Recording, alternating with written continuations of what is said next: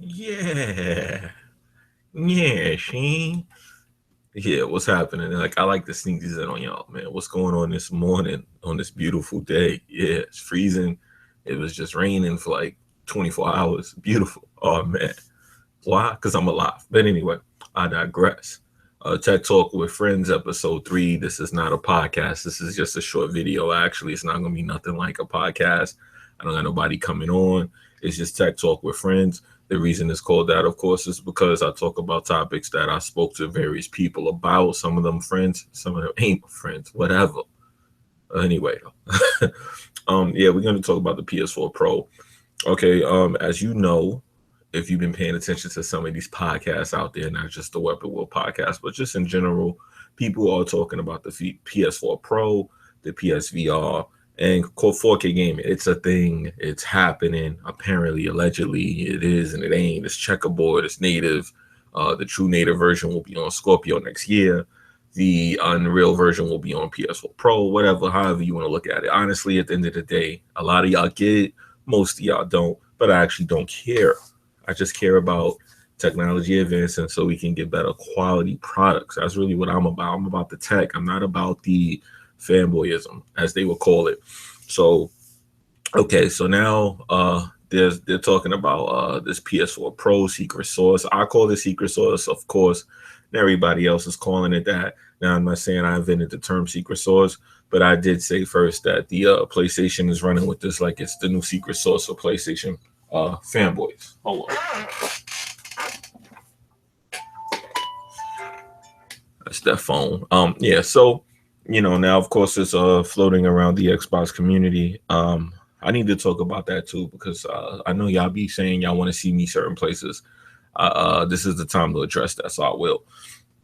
But back to the PlayStation Pro for a second. So yeah, apparently they're saying that there's a way to use the floating points of the teraflops to extend the teraflops to double, which is probably actually true. There's a lot of ways to do things on PC and there's a lot of ways to do things on console, but that doesn't mean they're going to be designed that way.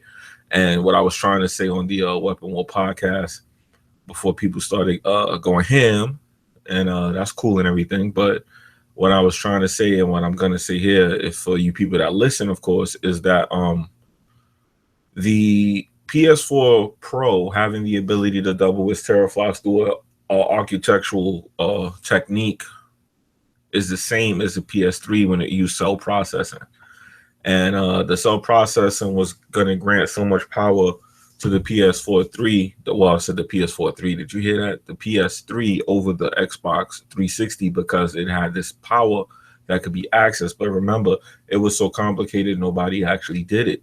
Now, the way they made this sound, it sounds exactly like that for the PS4 Pro. It sounds like it's going to be a thing where people have to be mad nice at using the teraflops in order to get this double teraflop, exploit or whatever you want to call it out of the teraflops. Because I'm sitting here saying to myself, well, if it's just 4 teraflops and you're going to say magically you're going to make it 8, just like magically you're going to make 1800p into 4K, hey, I'll believe it when I see it. I'm not saying it's not possible because I believe that PS4 Pro is going to look amazing. Like it's probably going to be the best looking console, period, until the Scorpio drops, of course.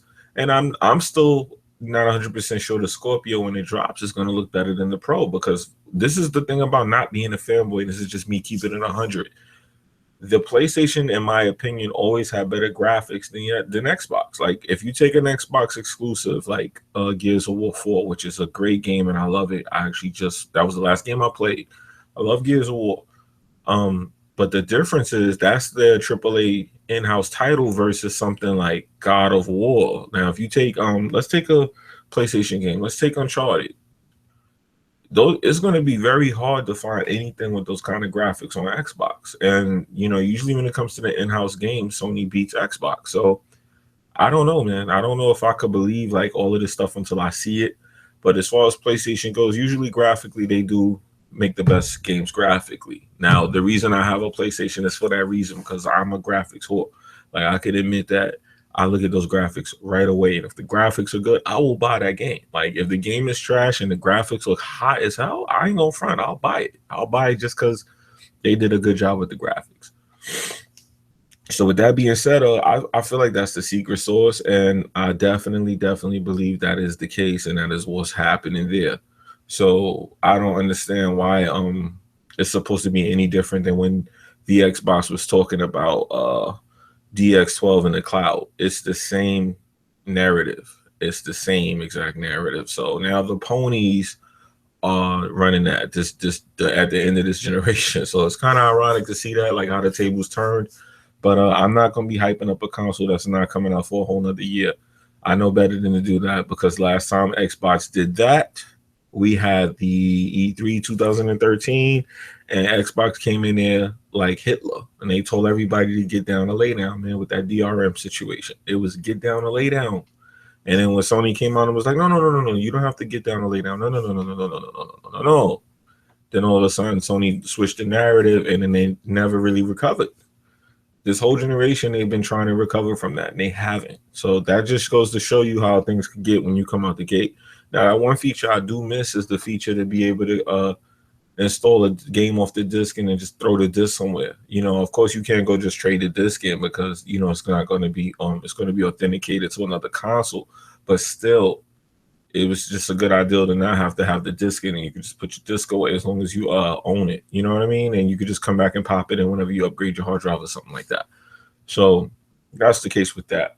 The PS4 Pro, like I said in the video, if you didn't watch that video, go watch my PS4 why am I stuttering like that? Watch my PlayStation VR video. That PlayStation VR is very interesting. Now, I've been looking at different VR headsets, and I still stand by what I said, that the VR headset is pretty good. The only problem I have with the headset is not the headset itself, but the price. Every time I look at that $400, then if you don't have the move sticks and camera, it's another $100 and change. I just can't see that value. Like, I can't see it being worth $500, especially when $400 more you get an Oculus with better visuals. So I don't know. Like, the thing about the PlayStation Pro too is the PlayStation VR is the graphics. Like, the display is good, but I noticed with some of the games, it kind of looks blurry. Now I know they're gonna fix that with the Pro. I'm 100% sure the Pro is gonna make those games look a little better as long as they have that Pro mode. But I don't know, man. For $500, I think it should be a higher end display on the VR. But like I said, the VR itself, if you got the 500 to drop, then yeah, it's pretty dope. It's a good little toy to have and play with. As far as I'm concerned, man, you know, I might mess around and just pop up on one of those joints. On, you know, y'all can see me on the channel, just talking about VR one day and reviewing some games. I'm trying not to, but I got that itch, man. It's hard. Y'all know how it is, man. When you got a tech itch and you want to get some tech, and you keep trying to come up with excuses to not get it, and then you just start running out of excuses, and next thing you know, you standing online like, how's that PlayStation VR? And you just hope they say that one thing that'll keep you from going, all right, let me get it. And then they, oh, that shit's hot. Yo, let me get two. Now, you know, so that's the problem with that, man. So I'm at that place where I'm trying to like hold on to every excuse possible not to go do that, because it's so close to Christmas. But man, I'm running out of excuses, y'all. And the itch is calling. I'm Pookie and New Jack. Oh, man. But anyway, I digress, man. So, yeah, so that's that. I'm not going to make this video too long, because I got some stuff I want to check out, too. I want to check out this Dragon Ball Z and this Elder Scrolls Special Edition and see, you know, what's good there.